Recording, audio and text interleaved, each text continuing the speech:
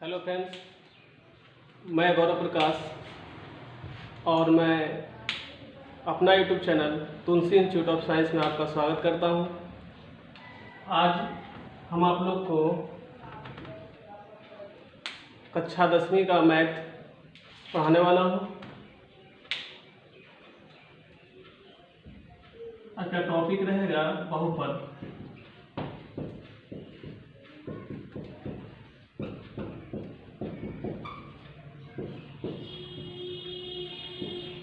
बहुपद पढ़ने से पहले हम लोग कुछ उसका बेसिक बात है उसको समझेंगे, जिससे आपको आगे पढ़ने में आसानी होगी। सबसे पहले हम देखेंगे बहुपद है क्या। सबसे पहले बहुपद है क्या, तो बहुपद वैसा बीजीय व्यंजक है, बहुपद वैसा बीजीय व्यंजक है जिसमें चर का घात एक धनात्मक पूर्णांक होता है। यहाँ पे हम लोग डिफिनेशन में दो बात देखें, एक बीजीय पद दिखा और एक चर दिखा। वो दोनों बात है क्या, उसके बाद हमको बहुपद समझ में आएगा। पहले हम बीजीय पद को समझेंगे, उसके बाद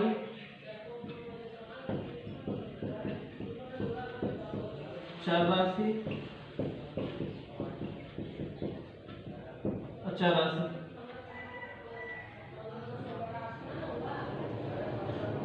अब देखेंगे दो फैक्ट है नीचे में, एक चर राशि और एक अचर राशि है। तो चर राशि क्या है और अचर राशि क्या है? वो ऐसा राशि जिसका मान बदलते रहता है, या वैसा पद जिसका मान बदलते रहता है, उसे चर राशि कहते हैं। जैसे x, y, z, a, b, c, ऐसे ही बोल सकते हैं। इंग्लिश अल्फाबेट का जितना लेटर है वो चर राशि कहलाता है, और जितना भी न्यूमेरिकल डाटा, जैसे वैसा राशि जिसका मान नहीं बदलता है, जिसका मान नहीं बदलता है उसे अचर राशि कहते हैं। जिस पद का मान नहीं बदलता है, जैसे 1, 2, 3, 4 etc। आज से आप लोग समझेंगे जो इंग्लिश अल्फाबेट का लेटर है वो आपका चर राशि है, और न्यूमेरिकल डाटा जितना भी आपका नंबर होता है वो अचर राशि है। जैसे x का वैल्यू कभी कभी क्वेश्चन में निकालते हैं तो 1, 2, 3 कुछ भी मिलता है, और y का वैल्यू चेंज होते रहता है। बट आज 1 1 है तो कल भी 1 1 ही रहेगा। आज 1 का मतलब 1 तो कल भी 1 का मतलब 1 ही होगा। ये दोनों बात आपको समझ में आ गया होगा, चर राशि और अचर राशि। उसके बाद हम लोग देखेंगे बीजीय पद को। उसके बाद देखेंगे बीजीय पद को। तो चर और अचर राशि के जो समूह होता है, चर और अचर राशि का जो समूह होता है उसी को बोलते हैं बीजीय व्यंजक। उसको क्या बोलते हैं? बीजीय व्यंजक। यानी ये दोनों को मिला करके जो बना उसको बोलेंगे बीजीय व्यंजक। Algebraic expression. जैसे अचर राशि से हम x को लेंगे और अचर राशि से 1 को लेंगे। x + 1, y + 1, x + 3, x - 3 etc। ये सब क्या है? आपका एक बीजीय व्यंजक है। ये सब क्या है? बीजीय व्यंजक है। ये दो बात आपको समझ में आ गया होगा, चर राशि, अचर राशि और बीजीय व्यंजक।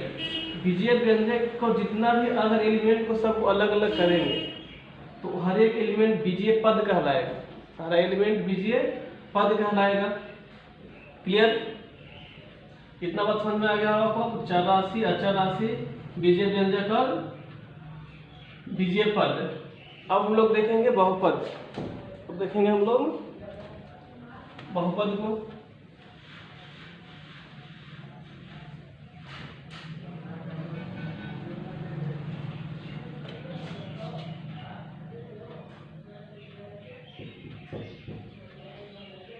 ऐसे बहुपद का इंग्लिश होता है पोलिनोमियल। इसमें पोली का मतलब होता है मेनी, और मेनी का मतलब होता है बहुत। नोमियल का मतलब होता है टर्म, और टर्म का मतलब होता है पद। यानी ये दोनों मिलाकर क्या बना? बहुपद। ये दोनों मिलाकर के बना बहुपद। अब हम लोग देखेंगे, ऐसे जनरली डिफिनेशन में दिया हुआ रहता है कि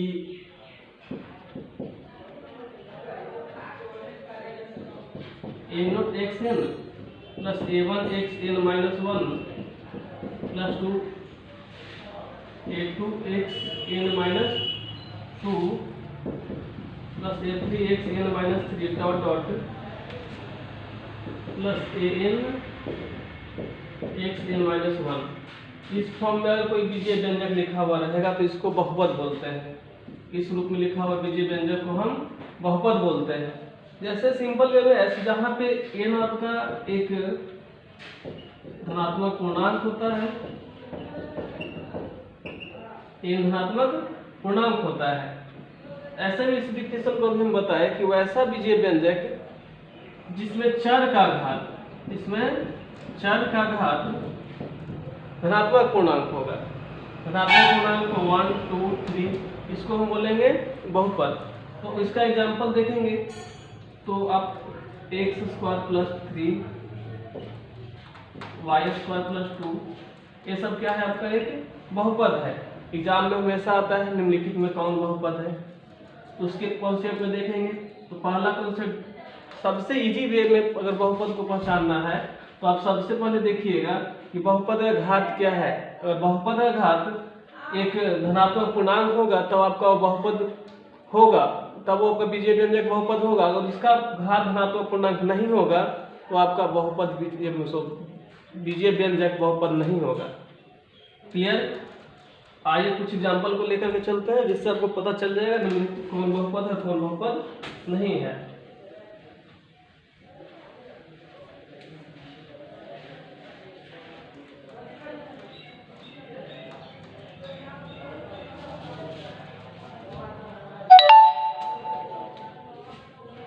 देखेंगे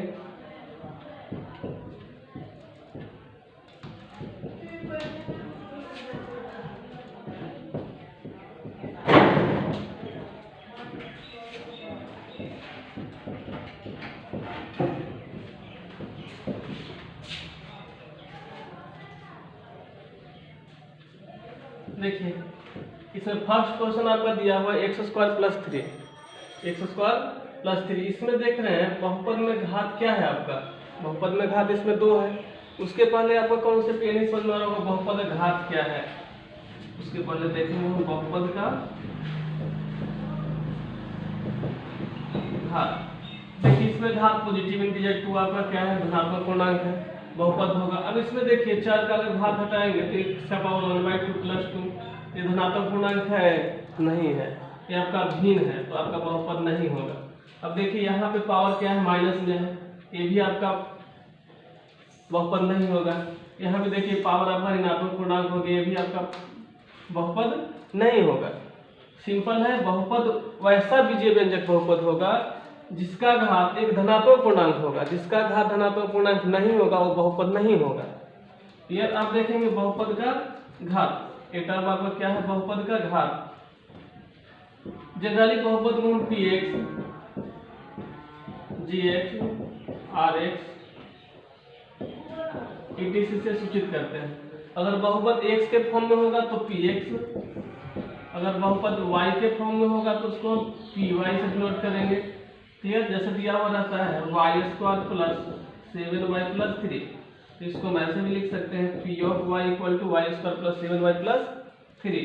अगर दिया हुआ रहेगा x² प्लस 7x प्लस 2, इसको लिखेंगे px equal to x² plus 7x plus 2। Clear?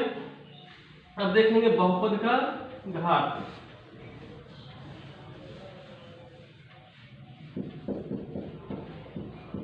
Power of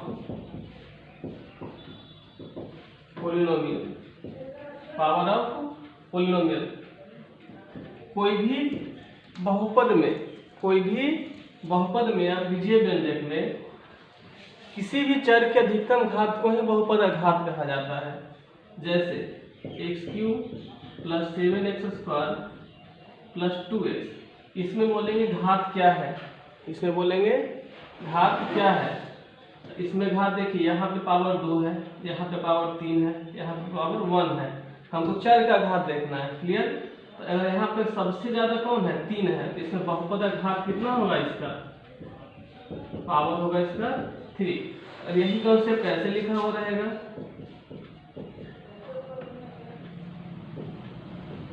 इसमें बोलेंगे घात क्या है इसका, तो आप देख रहे होंगे यहाँ पे 4, यहाँ पे 2, यहाँ पे 1, तो यहाँ पे 3 का पावर 4 है। ऐसा नहीं सोचिए कि x का पावर 4 है। क्लियर, यहाँ पे x का पावर 2 है, यहाँ पे x का पावर 1 है, तो इसमें कौन सा पावर होगा इसका पावर 2 होगा। इसका घात कितना होगा 2। अब लोग को समझ में आ गया होगा बहुपद घात, अब घात निकालना जान गए होंगे। अब देखेंगे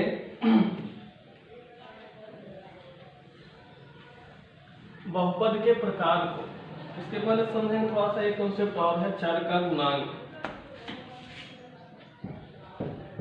चर का गुणांक,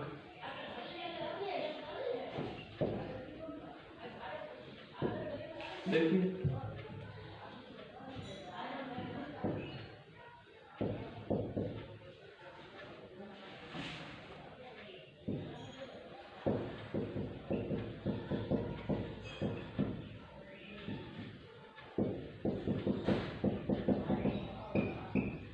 गुणांक का कॉन्सेप्ट होता है कोई भी अगर चर राशि के साथ अचर राशि जो रहेगा या अचर राशि जो रहेगा मौजूद, या तो प्रत्यक्ष रूप में रहता है या तो अप्रत्यक्ष रूप में रहेगा। यहाँ पे सीधा हमको दिख रहा है x स्क्वायर के साथ में क्या है 3, तो इसमें गुणांक कितना होगा 3। यहाँ पे दिख रहा है x के साथ में 6, तो इसका गुणांक कितना होगा 6। क्लियर। कभी कभी ऐसा हम लोग देखने को मिलता है कि कोई बोलेगा y का गुणांक क्या है, तो y का गुणांक यहाँ पे 1 छिपा हुआ है, यानी अप्रत्यक्ष में, यानी y का गुणांक क्या होगा 1 होगा। क्लियर। अब बहुपद का प्रकार देखेंगे। बहुपद को मेन 2 बेस में बांटा जाता है। बहुपद को 2 बेस पे बांटा जाता है।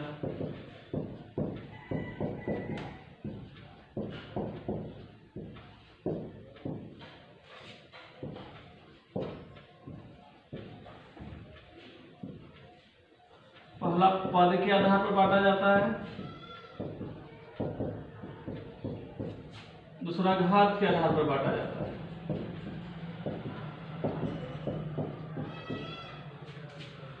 पहला पद के आधार पर और दूसरा घात के आधार पर। पद के आधार पर होता है बहुपद आपका पहला एक पदी बहुपद,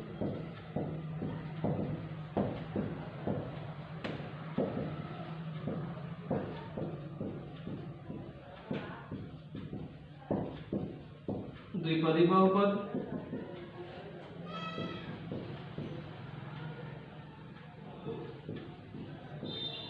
त्रिपदी बहुपद। ठीक है, इसका डिफिनीशन नहीं याद रखना है, आपको याद हो जाए। देखिए, जब कोई बहुपद में एक पद होगा तो उसको बोलेंगे एक पदी बहुपद, कोई बहुपद में 2 पद होगा तो उसको बोलेंगे द्विपदी बहुपद, कोई बहुपद में अगर 3 पद होगा तो उसको बोलेंगे त्रिपदी बहुपद। एक पदी बहुपद 3x 4x 7y 6z, ये सब क्या है आपका एक पदी बहुपद है। द्विपदी बहुपद देखिए, इसमें एक पद, इसमें भी एक पद, इसमें भी एक पद, इसमें भी एक पद है। अब द्विपदी बहुपद को देखेंगे 3x + 2 4x + 9, देखिए इसमें एक पद 2 पद, इसमें भी एक पद और 2 पद, इसको बोलेंगे द्विपदी बहुपद। अब देखेंगे त्रिपदी बहुपद एग्जाम्पल, त्रिपदी बहुपद का एग्जाम्पल 3x + x² + 6, देखिए आपका त्रिपदी बहुपद है y² + 7y + 9, देखिए आपका त्रिपदी बहुपद है। क्लियर। ऐसे भी इसका एग्जाम्पल लिख सकते हैं 3x + 7x² + 6x, ये भी आपका त्रिपदी बहुपद है।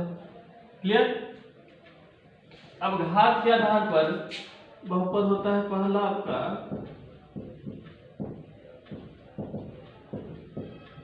शून्य बहुपद, दूसरा अचर बहुपद, तीसरा होता है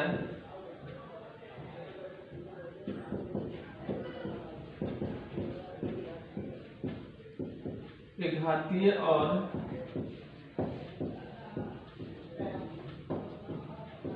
रैखिक बहुपद, चौथा होगा द्विघातीय बहुपद, पांचवा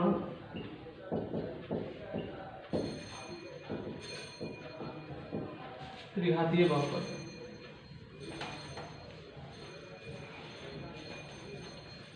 अब देखिए पहला हम लोग शून्य बहुपद को समझेंगे।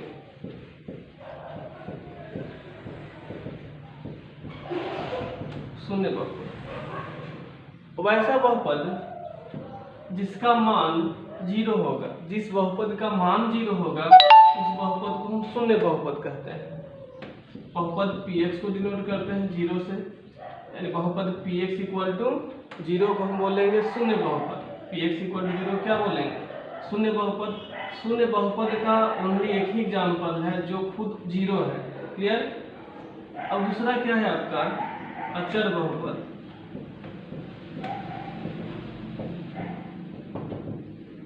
वैसा बहुपद जिसका घात 0 हो, जिसका घात 0 हो उसको बोलेंगे अचर बहुपद। अचर राशि का जितना भी नंबर होगा, जितना पद होगा, आपका अचर बहुपद में आता है।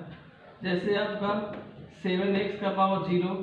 अब देखिए कोई भी नंबर हो, कोई भी राशि हो, अचर राशि हो या अचर राशि हो, अगर उसका पावर 0 होता है तो उसका वैल्यू 1 होता है। 7 × 1 इक्वल टू कितना? 7। अगर 7 को लिखे 7x का पावर 0 या तो 7, दोनों इक्वल ही है। अगर हम बोलेंगे 9 बहुपद है तो बहुपद है, कौन सा बहुपद है? अचर बहुपद है। तो 9x का पावर कितना? 0, इसको ऐसे भी लिख सकते हैं। फिर आप देखिए 7z का पावर 0 तो इक्वल टू कितना? 7। यानी जितना भी बहुपद है आपका 7, 7, 9, 3, 4, 5 ये सब क्या है आपका? अचर बहुपद है। क्लियर?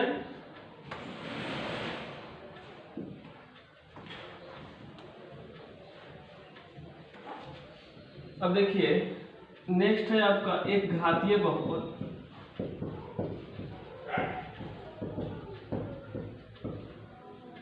इसको हम लोग रैखिक बहुपद भी कहते हैं।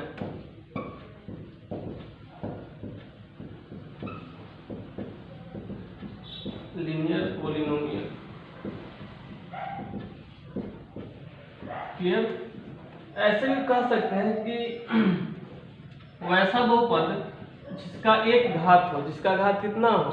1 हो, उसको बोलेंगे हम रैखिक बहुपद या एक घातीय बहुपद। इसका एग्जांपल 3x + 2, 4x + 3। क्लियर? ये दोनों में देखिए इसका भी घात 1 है, इसका भी घात 1 है, तो दोनों आपका होगा एक घातीय बहुपद। क्लियर? एक घातीय बहुपद का अगर स्ट्रक्चर बोलता है आपसे व्यापक रूप, एक घातीय बहुपद का व्यापक रूप होता है ax + b, ax + b। अगर कोई भी बहुपद इस फॉर्म में लिखा हुआ रहेगा तो हम इसको बोलेंगे एक घातीय बहुपद, जहाँ पे a का वैल्यू 0 नहीं होगा, a का वैल्यू 0 नहीं होगा और a और b आपका वास्तविक संख्या होगा। क्लियर?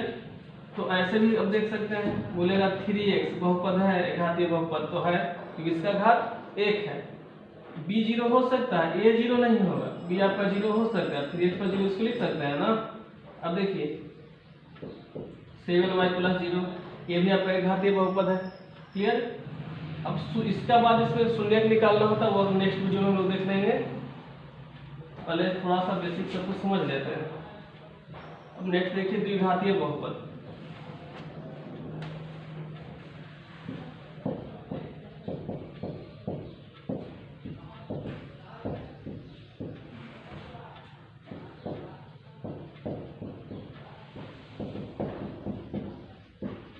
Quadratic polynomial. देखिए जिस बहुपद का घात 2 होगा उसको बोलेंगे द्विघातीय बहुपद। और बहुपद का घात कितना? 2, तो इसको बोलेंगे द्विघातीय बहुपद। क्लियर? इसका व्यापक रूप होता है ax² + bx + c, ax² + bx + c, जहाँ पे a ≠ 0 और a b c होता है आपका वास्तविक संख्या। a b c वास्तविक संख्या होता है। अब देखिए इस फॉर्म को देख करके आप इसका एग्जांपल लिख सकते हैं। पहला कंडीशन क्या है? a का वैल्यू 0 नहीं होना चाहिए। देखिए 3x² हो गया, b का वैल्यू 0 कर भी सकते हैं, पहला में नहीं 0 रखते हैं। ठीक है, यहाँ पर 3x लिख लिए +4, या तो द्विघात बहुपद है। अब देखिए अगला में b का वैल्यू 0 कर लेते हैं, 0 कर लेंगे तो यहाँ पे क्या मिलेगा 4 लिख लेंगे। क्लियर। अब देखिए ए भी आपका द्विघात बहुपद है, अदरवाइज यही कर सकते हैं कि इसमें ए भी आपका द्विघात बहुपद है, ए भी द्विघात बहुपद है और ए भी द्विघात बहुपद है। बस कंडीशन क्या था आपका, ए का वैल्यू 0 नहीं होना चाहिए। हर एक कंडीशन में देखिए अगर इसका घात निकालेंगे तो अभी क्या बोले थे, बहुपद घात निकालने के लिए आपको बोले थे ना कि कोई भी चर का जो अधिकतम घात होता है वही बहुपद घात कहलाता है। क्लियर। देखिए इसमें भी घात कितना है 2 है, इसमें भी घात कितना है 2 है, इसमें भी घात 2 है, तो बहुपद घात कितना हुआ इसमें 2, तो ये आपका क्या हुआ द्विघात बहुपद हुआ। क्लियर। इसको मिटा देते हैं, आप लोग लिखना होगा तो वीडियो पॉज करके लिख लीजिएगा। अब देखिए त्रिघात बहुपद,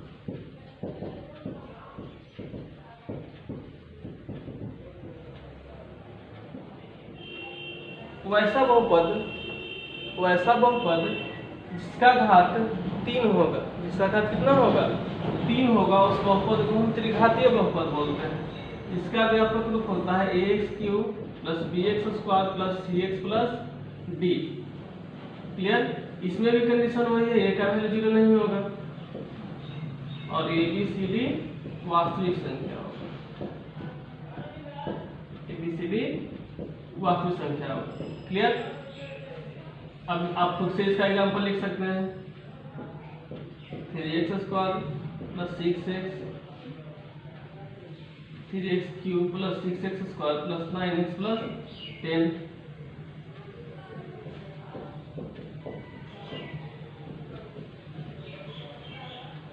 क्लियर।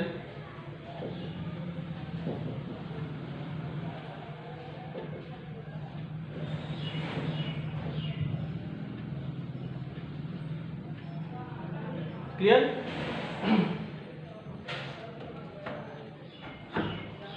आ गया है सर।